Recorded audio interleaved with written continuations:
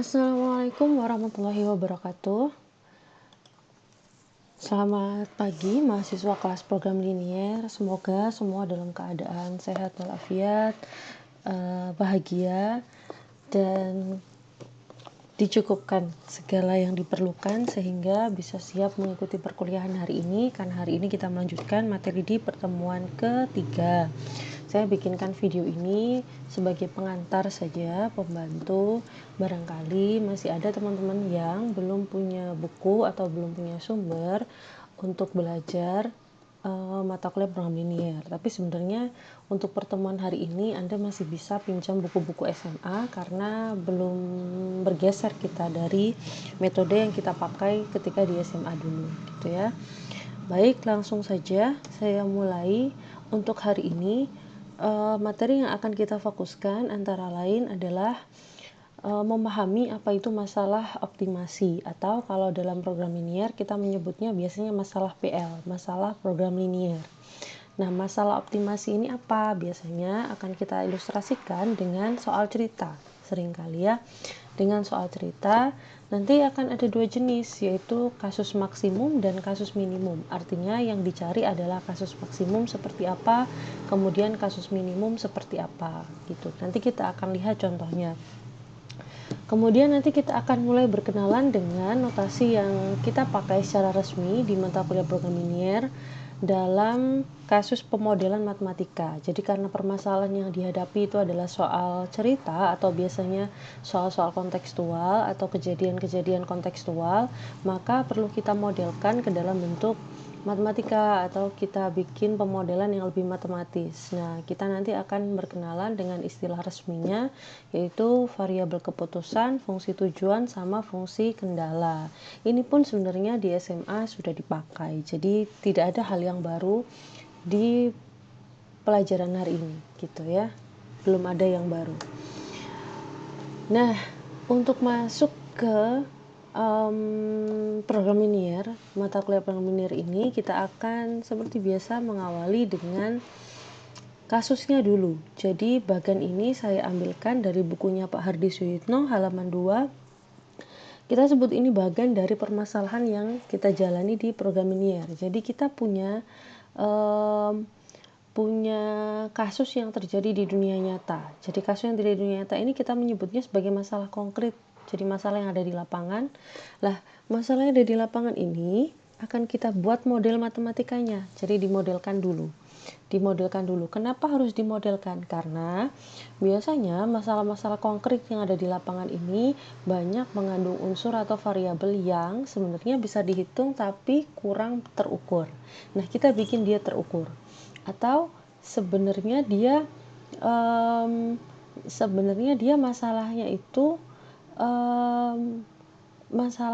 bisa disederhanakan gitu. Jadi tidak sekompleks seperti yang tertulis di kalimat. Artinya bisa disederhanakan dan bisa dicari penyelesaiannya dengan menggunakan bantuan formula-formula dalam matematika. Jadi kita bikin modelnya dulu. Setelah masuk ke model, kita akan melakukan suatu atau serangkaian manipulasi dan juga operasi dengan tujuan untuk menyelesaikan permasalahan tersebut secara matematis gitu. Karena kalau secara matematis kita menyelesaikannya otomatis pakai manipulasi dan juga operasi ya, nggak pakai kalimat-kalimat lagi. Kalau pakai kalimat ngomong doang dong, berarti omdo. Nggak ada gunanya dong kita modelkan gitu ya. Dimodelkan kemudian diselesaikan secara ilmiah dengan menggunakan manipulasi dan juga operasi ya. Manipulasi di sini konteksnya bukan manipulasi yang negatif ya, tapi manipulasi yang sifatnya otak-atik untuk menyelesaikan masalah. Kemudian nanti akan ditemukan jawaban dari model ini. Nah, jawaban dari model itu nanti akan kita bawa ke dalam masalah yang tadinya ditemui di dunia nyata. Jadi, kalau tadi dari masalah konkret dibikin model, itu namanya kita melakukan proses abstraksi. Jadi sesuatu yang nyata, real, konkret dibikin dalam bentuk abstrak, pemodelan, disimbolkan dan seterusnya. Nah, setelah jawaban dari model ketemu, kita akan kembalikan dia ke masalah nyata. Ini prosesnya namanya proses penafsiran gitu. Prosesnya namanya penafsiran. Jadi ditafsirkan kembali supaya model atau jawaban yang tadi kita temukan via model itu bisa digunakan untuk menjawab permasalahan yang ada di dunia nyata gitu ya. Jadi kita konfirmasi ulang, ini loh ketemu hitungannya sekian, apakah memang benar gitu, atau ini masuk akal nggak gitu. Nah itu kita kembalikan ke masalah konkretnya gitu. Secara umum yang kita hadapi di matematika juga seperti ini. Jadi The Psychology of Learning Mathematics dari Pak Scam ini banyak membahas tentang konteksnya aslinya dari matematika. Jadi meskipun dia itu matematika itu sifatnya itu abstrak, tapi sebenarnya ada banyak sekali yang bisa kita gunakan dalam kehidupan realnya gitu ya, kehidupan realnya. Ya, saya nggak lama-lama di bagian ini. Satu lagi, bagian permasalahan program ini rute yang dijelaskan oleh Pak Mariono di halaman 15 di buku beliau. Beliau mengatakan bahwa rute yang kita tempuh atau yang kita pelajari dalam program linear itu, kita akan selalu memulai dari masalah nyata. Jadi program linear ini memang didesain untuk memberikan kita wawasan bagaimana menyelesaikan permasalahan-permasalahan nyata dengan cara yang lebih sistematis dan matematis, sehingga nanti akan ditemukan solusi-solusi yang lebih tepat dan juga lebih sederhana, cepat dan akurat gitu. Lah masalah sederhana ini seperti tadi kalau di bukunya STEM ini kan saya kalau dari bukunya Pak Hadi Suyitno bagan STEM ini saya kan bilang ada kadang masalah yang ternyata sebenarnya dia sederhana, tidak terlalu rumit gitu. Tapi karena disajikan dalam bentuk kalimat masalah real, maka perlu dimodelkan. Nah, di bagiannya Pak Mariono juga menjelaskan hal yang sama, bahwa kalau kita punya masalah nyata, itu sebenarnya bisa kita sederhanakan, pakai konteks yang paling mudah gitu. Kemudian setelah disederhanakan, ambil poin-poin yang paling penting, baru kita masuk ke model matematis. Jadi yang dimasukkan ke model matematis itu sudah yang versi yang praktis, yang bisa digunakan, terukur dan lain-lain gitu. Jadi problem-problem yang sifatnya tidak terukur atau yang sifatnya berkaitan dengan ya hal-hal yang sifatnya nggak terlalu krusial gitu ya ditinggalkan gitu. Jadi kita ambil yang poin-poin pokoknya, kemudian kita modelkan, setelah itu kita cari penyelesaiannya. Nah setelah ketemu penyelesaian, kita akan tafsirkan kembali.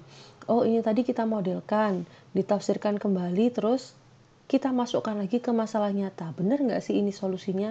Kalau iya, sudah kita pakai gitu ya. Kalau kita membayangkan yang paling mudah ya, Anda pasti pernah kan ya mengerjakan soal cerita.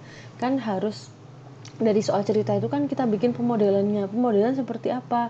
Pemodelan yang kita biasanya pakai itu memisalkan gitu ya. Step 1, misalkan X adalah bla bla bla, Y adalah bla bla bla. Nah, itu berarti kita sudah masuk ke model matematis gitu. Setelah itu kan kita kerjakan, ketemu X sama dengan sekian, Y sama dengan sekian. Maka kesimpulannya, jadi bla bla bla bla adalah sekian gitu. Itu namanya menafsirkan kembali. Tidak ada yang baru ya. Ini sudah kita lewati mulai dari SD sampai sekarang gitu. Jadi harusnya bukan hal yang baru. Jadi nah, kalau diambil kesimpulannya dari gambar di atas, pemecahan masalah PL itu akan melalui tahap-tahap berikut ini. Yang pertama, harus kita pahami dulu masalahnya apa, yang sedang kita tangani itu masalahnya apa, yang paling krusial apa, faktor yang paling berpengaruh yang mana, yang sekiranya bisa disisihkan dulu yang mana. Itu namanya memahami masalah. Kalau cuma sekedar tahu masalahnya aja tapi nggak memahami, ya tidak akan menemukan solusi. Jadi ketika kita mau mencari suatu solusi dari masalah, memahami itu benar-benar mulai dari yang kenapa masalah ini muncul, asbabun nuzulnya kenapa, kemudian yang berpengaruh di dalamnya apa saja, terus solusi yang diharapkan itu yang seperti apa, bagaimana caranya kira-kira menggunakan keterangan yang ada atau menggunakan kondisi-kondisi yang ada itu untuk menuju ke solusi. Itu namanya memahami masalah. Jadi kalau baru sekedar tahu aja gitu ya mungkin akan sulit nyampe di solusi ya. Semuanya saya pikir di kehidupan sehari-hari pun seperti itu ya. Ketika kita punya masalah, punya problem itu Nggak cukup kita cuman meratapi aja, kemudian aduh aku punya masalah nggak bisa selesai ini, aduh aku punya masalah gini, aku bisa bantu nggak bisa kalau misalkan kita sendiri pun tidak merumuskan masalah kita apa. Kita cek sendiri, ini kenapa sebabnya ada masalah seperti ini. Itu kalau kita berpikiran untuk menuju ke solusi ya. Kalau memang bersenang-senang di dalam masalah ya akan terus berlarut-larut seperti itu ya, kalau nggak menuju ke solusi gitu. Kalau orang ingin menuju solusi pasti dia akan memikirkan, sekarang saya punya apa yang bisa saya manfaatkan, ya udah pakai itu aja gitu. Jadi resources atau sumber daya apa yang kita punya kita pakai. Tujuannya apa gitu, tujuannya apa, untuk apa, poin pentingnya yang mana gitu. Pergi ke undangan suatu acara misalkan pergi ke undangan suatu acara entah di kampus atau di organisasi misalkan ternyata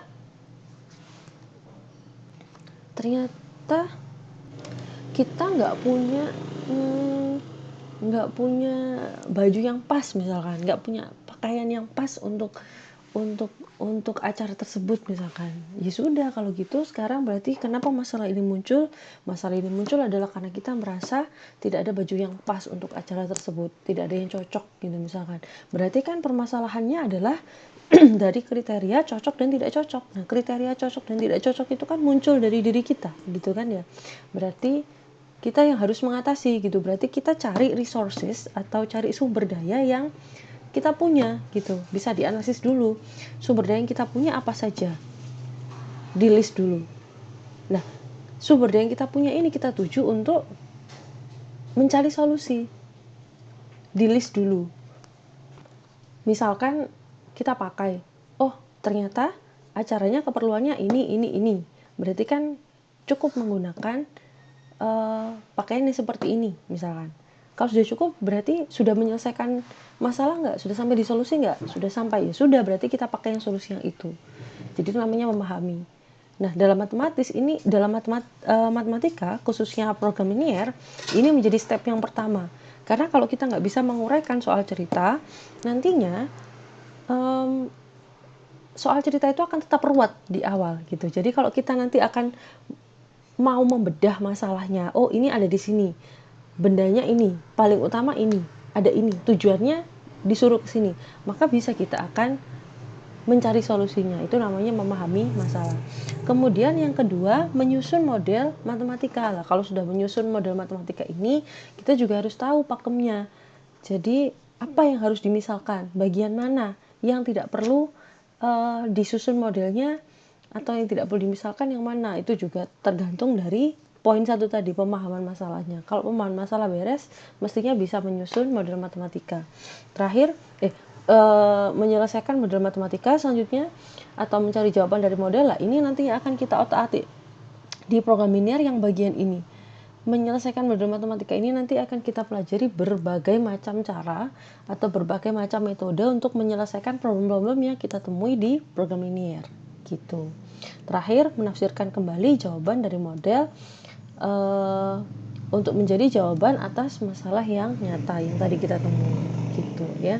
Itu prosesnya, serangkaian yang kita selalu akan pakai di program linear nanti satu semester. Ini ada beberapa prinsip yang mendasari penggunaan metode PL. Saya ambilkan dari bukunya Hardy Suyitno juga. Jadi yang pertama adalah adanya sasaran. Jadi harus ada sasaran dulu. Yang mau dicari apa? Tujuannya. Kalau nggak ada tujuan ya udah nggak usah berangkat gitu kan. Kayak orang kan ya, kalau dia nggak punya tujuan nggak usah berangkat. Permasalahan juga gitu. Kalau kita nggak punya tujuan, permasalahan mau diapakan ya sudah, nggak usah diapa-apain, biar aja di dalam masalah kan gitu ya. Jadi harus punya tujuan dulu. Masalah ini harus diselesaikan.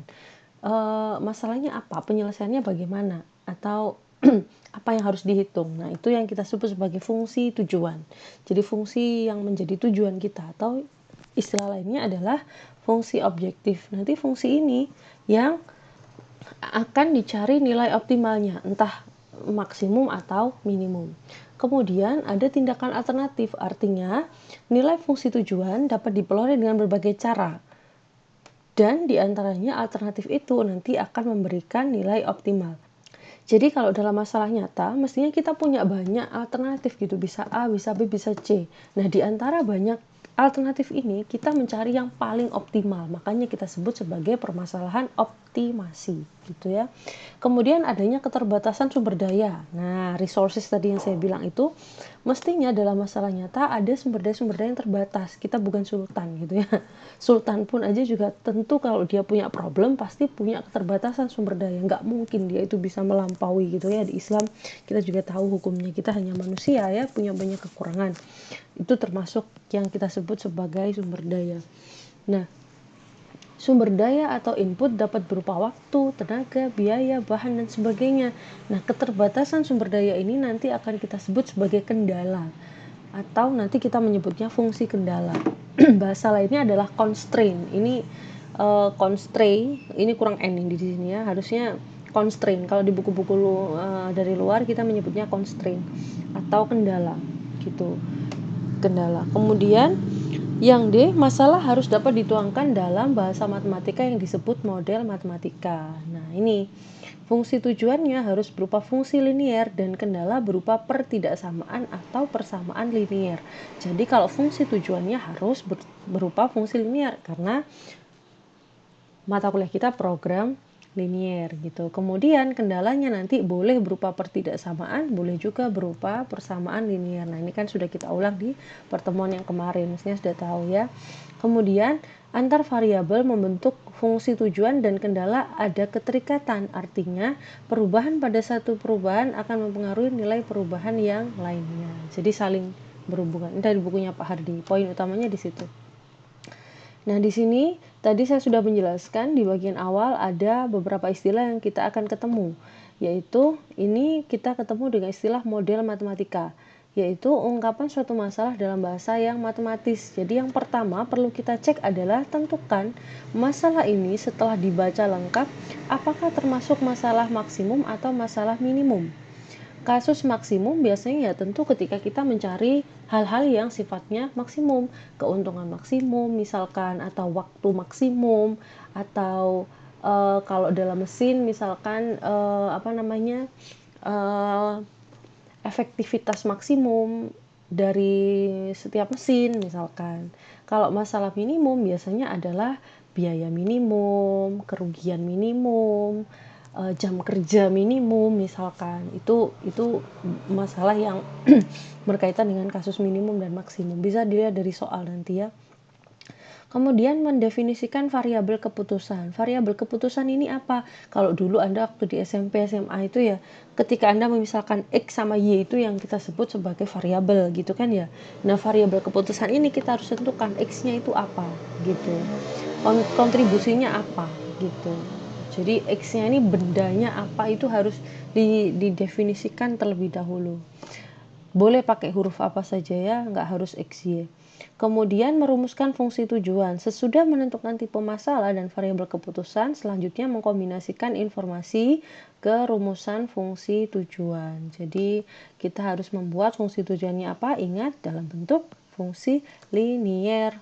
Kemudian merumuskan kendala, disebut sebagai, dari bukunya Pak Hardi ya, bagian yang paling sulit dalam memformulasikan masalah PL adalah merumuskan kendala. Betul, karena kita harus hati-hati, harus tahu kapan soal itu kapan kendalanya berupa batasan dan kapan kendalanya itu berupa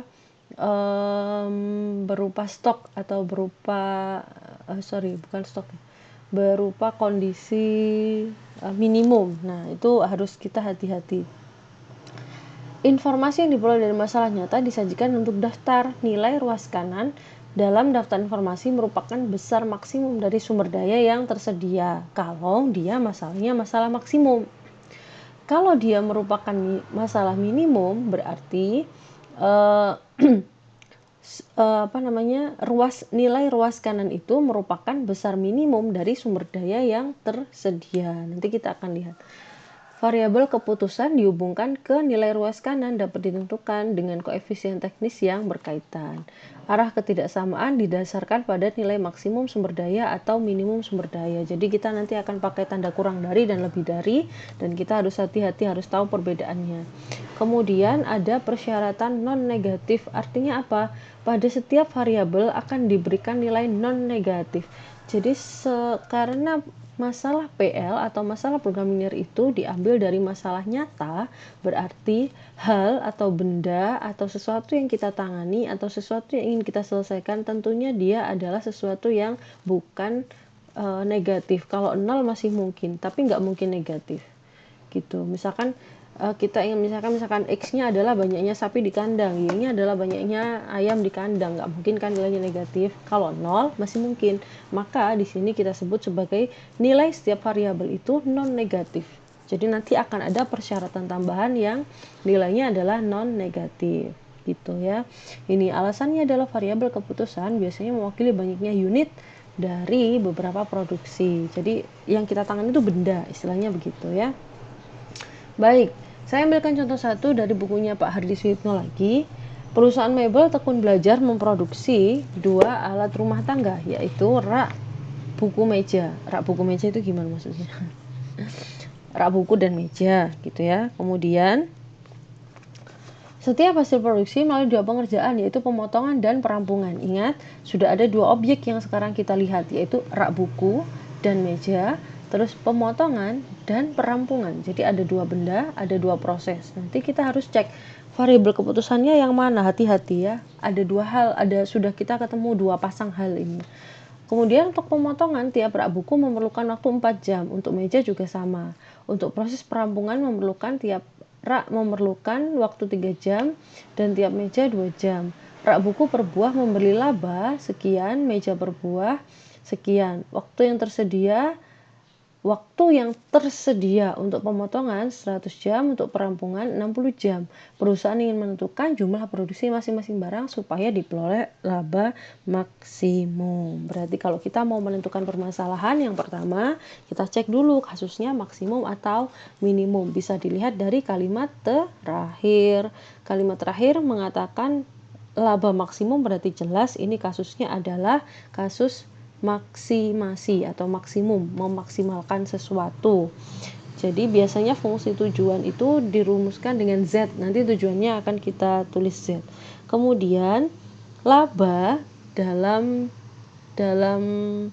masalah ditentukan oleh banyaknya rak buku dan banyaknya meja. Jadi banyaknya rak buku dan banyaknya meja merupakan variabel keputusan. Jadi setelah kita menentukan kasusnya maksimum atau minimum, kita tentukan variabel keputusannya apa. Karena keuntungannya itu berdasarkan bendanya adalah banyaknya rak buku dan banyaknya meja, berarti kita misalkan X adalah banyaknya rak buku yang diproduksi, sedangkan Y adalah banyaknya meja yang diproduksi gitu.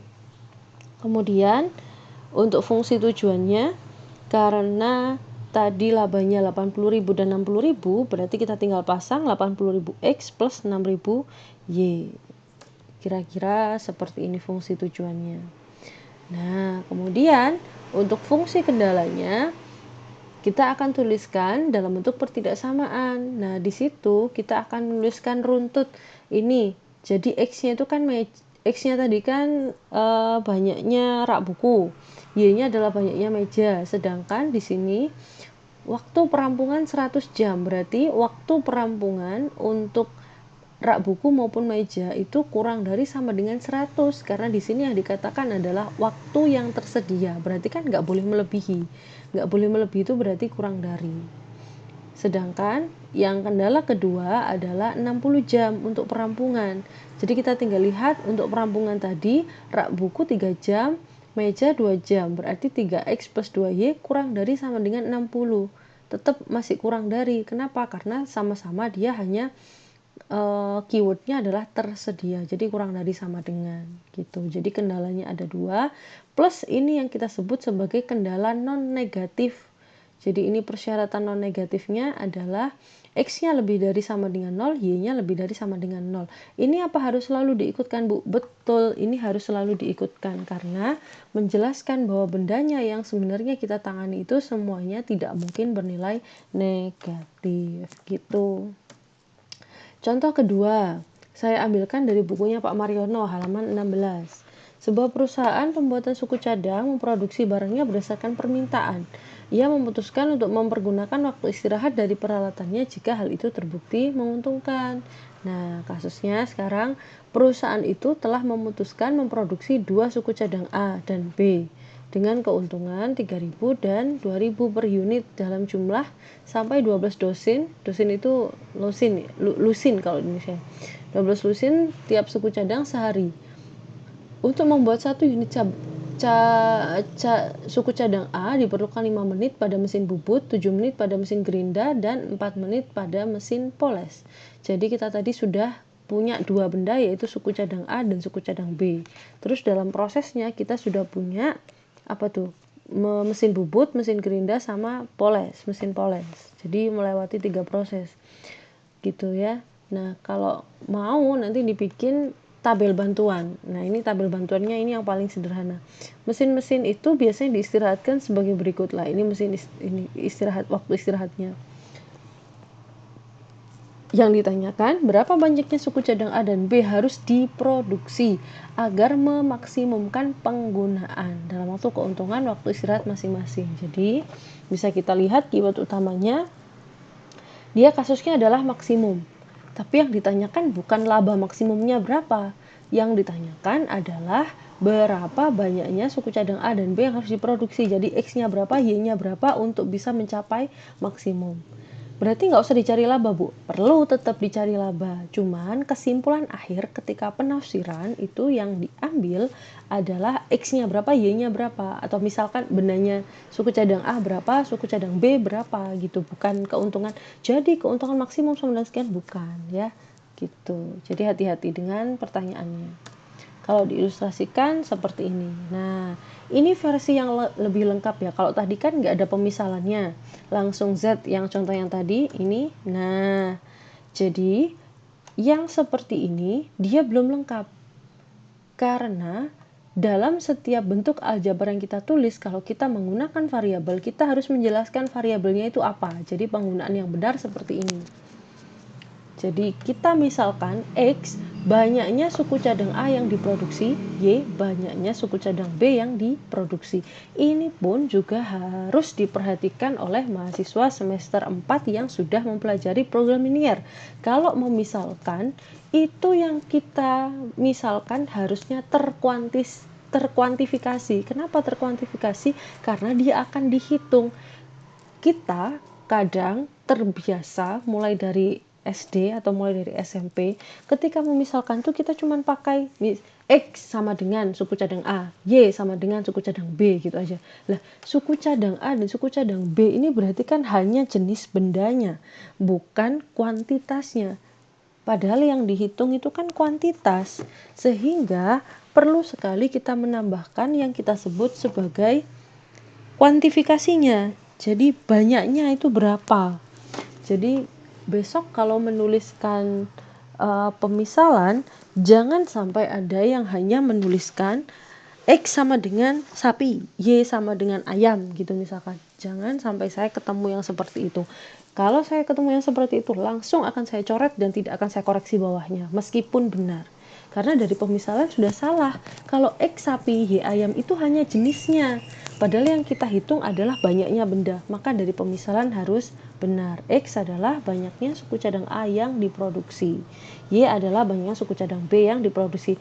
Kalau setelah ini masih ada yang menulis seperti itu, berarti fix dia tidak mendengarkan penjelasan saya ini dan tidak menyimak video. Berarti saya anggap dia tidak serius mengikuti perkuliahan ya. Terus selanjutnya kita merumuskan yang kita sebut sebagai fungsi tujuan. Fungsi tujuan. Kemudian kita merumuskan kendalanya.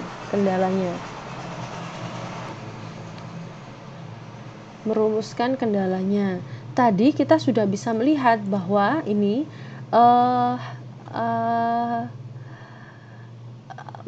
suku cadang A dan suku cadang B yang diproduksi itu dalam jumlah sampai 12 lusin tiap suku cadang sehari. Berarti X-nya itu kurang dari sama dengan 144 karena 12 lusin, 12 kali 12. Dia memproduksi dalam jumlah sampai 12 lusin, jadi berarti kan nggak mungkin melebihi 12 lusin kan, maka kita pakai tanda kurang dari sama dengan. Suku cadang B juga seperti itu. Kemudian untuk kendala-kendala kita tinggal pasang sesuai dengan keterangannya, sesuai dengan keterangan di sini tadi ya. Nah, kalau mesin tentu nggak mungkin kan melebihi kapasitas mesinnya, jadi kita pakai yang kurang dari sama dengan. Kemudian yang bagian sini ini adalah kendala non negatif. Nah, di kendala non negatif ini, kalau tadi contoh yang tadi kan ditulis satu persatu ya, yang bagian ini mana tadi? Hello. Lah, mana ya? Yang contoh yang tadi kan kita tulis sendiri-sendiri, X lebih besar sama dengan 0, Y lebih besar sama dengan 0. Nah, karena dua unsur ini sama, kadang-kadang di buku ada yang menggabungkan jadi satu. X, Y lebih besar sama dengan 0 itu artinya X-nya lebih dari sama dengan 0 dan juga Y-nya lebih dari sama dengan 0. Jadi kadang-kadang ada yang digabung. Jadi ini bukan berarti ini koordinat X, Y bukan. Ya kan nggak ada kurungnya gitu. Ini kan nggak ada kurungnya. X, Y lebih dari sama dengan 0 itu artinya dia hanya mengefisienkan penulisan gitu ya. Jadi masalah pengambilan soal di atas adalah maksimumkan Z sama dengan 3X plus 2Y. Jadi ini bagian yang tadi yang pertama saya menjelaskan bahwa kita harus menyatakan dulu ini. Nah, bagian ini pertama kita harus menyatakan atau menentukan dulu ini masalah maksimum atau minimum. Itu nanti kalau mengerjakan dituliskan di mana? Dituliskan di sini sebelum Z. Nah, sebelum Z ini. Jadi sebelum Z ini kita atau taruh di atas ini langsung bisa. Jadi sini langsung setelah memisalkan, kemudian di sini kita tulis maksimumkan Z sama dengan bla bla bla. Kalau kasusnya minimum ya minimumkan Z sama dengan bla bla bla. Gitu ya. Kira-kira seperti itu. Kira-kira seperti itu. Jadi sudah dinyatakan kalau ada pemisalan sudah ada Z tapi nggak ada penjelasan dia ini harus diminimumkan atau dimaksimumkan langsung tiba-tiba dikerjakan, berarti ada yang nggak lengkap di situ. Harus dinyatakan karena kalau kita nggak tahu tujuannya maksimum atau minimum ya mau kemana gitu ya. Jadi harus dinyatakan di sini di deketnya Z pokoknya dikasihkan keterangan bahwa yang akan kita kerjakan adalah memaksimumkan Z sama dengan 3X plus 2Y seperti itu. Ini salah satu contoh lengkap yang memuat penulisan contoh yang lengkap sebelum penyelesaian gitu ya. Oke, jadi keterangan dari saya hanya itu karena saya pikir nggak ada hal yang baru. Tadi penjelasan saya sudah cukup banyak. Silakan Anda bisa latihan mandiri di bukunya Rahmi atau Mulia Suryani. Anda bisa lihat di halaman 53 ada 7 soal nomor latihan yang bisa Anda kerjakan. Ini latihan secara mandiri. Saya juga menyelipkan tugas yang sudah saya taruh di LMS. Kalau misalkan ada yang kurang jelas boleh ditanyakan ya. Bisa ditanyakan di forum untuk tanya materi dan juga tugas ya. Seperti itu aja. Terima kasih. Saya cukupkan materinya. Silakan menyimak LMS untuk selanjutnya ya. Terima kasih. Saya tutup. Wassalamualaikum warahmatullahi wabarakatuh.